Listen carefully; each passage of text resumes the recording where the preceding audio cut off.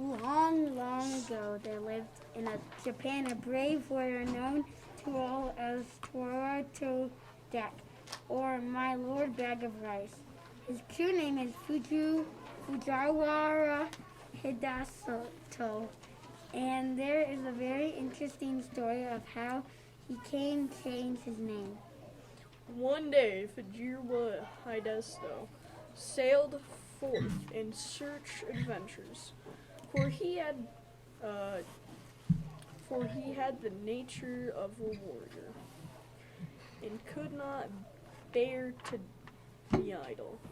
No sooner he set foot on a bridge than he saw laying right across his path a huge serpent dragon.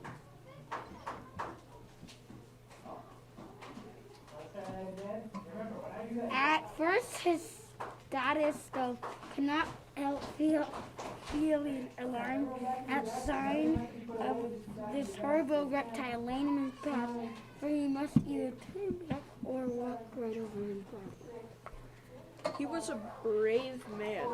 However, in putting aside all fear, went forward dynasty. Frigiro Hadiasto. Was it you that called me just now? Yes, it was. I have an earnest request to make to you. Do you think you can grant it to me?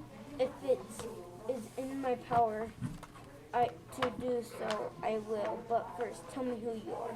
I am the Dragon King of the lake, and my home is in these waters just under the bridge. And what is it you have asked of me? I want you to kill my mortal enemy, the centipede, who lives on the mountain beyond. For some time past, my family and I have lived in terror for a monster centipede has discovered our home. At night after night,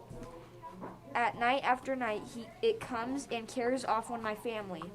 I am powerless to save them. For many days I have waited on the bridge in the shape of a horrible serpent dragon that you saw, in the hope that some strong, brave man would come along. You are the first man I have found able to look at me without fear.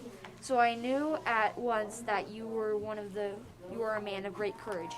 Will you not help me and kill my enemy, the centipede? Your story has struck me, and I cannot deny you. Where does the centipede live, so that I might attack the creature at once?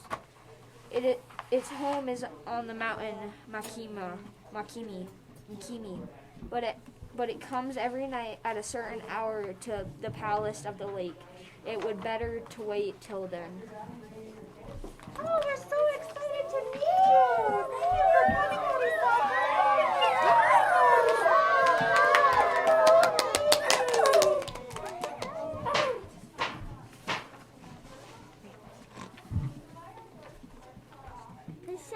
The centipede. Those two balls of fire are its eyes. It is coming for its prey. Now is the time to kill it. Don't be afraid. I shall surely kill the centipede. Just bring me my bow and arrows.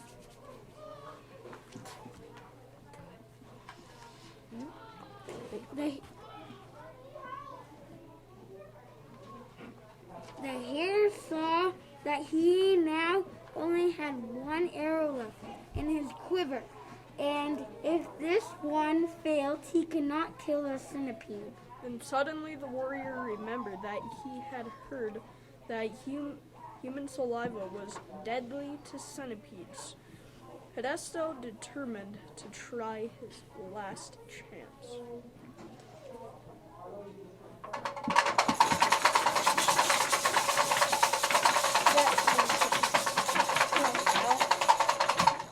Dragon King, come out with me on the balcony, for the centipede is dead, and you have nothing more to fear.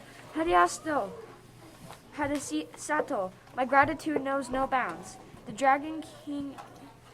I humbly thank you all, but I must go home now that I have finished what I have come to do. We are sorry to have you leave so soon, but since you You must go. We beg you to accept a few small presents in token of our gratitude for delivering us forever from our horrible enemy, the centipede. His stood in awe as he was president with 5 gifts. First, a large bronze bell. Second, a bag of rice. Third, a roll of silk. Fourth, a cooking pot. Fifth, a bell. Please, I cannot accept these presents. I will not let you refuse.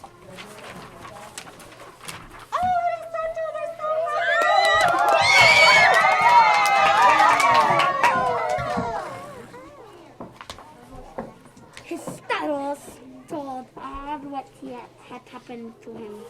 Dragon King elect. Presents which he had received from the grateful Dragon King were found to be magic power. The bell only was ordinary, and Hidasto had no use for it. He presented it to the temple nearby, where it was hung up to boom out the hour of the day over the surrounding neighborhood. A single bag of rice.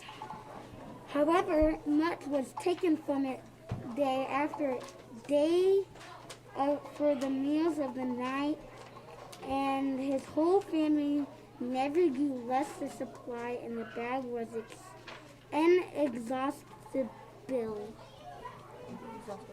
The roll of silk, too, never grew shorter, though time after time long pieces were cut off to make Warrior a new suit of clothing to go to court in at the new year.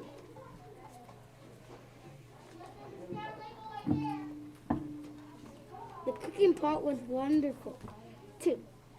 No matter what was put into it, it cooked delicious wherever was wanted without any fearing.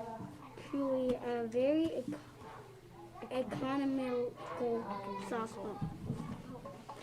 The fame of Hidasto's fortune spread far and wide, and as there was no need for him to spend money on rice or silk firing, he became very rich and prosperous,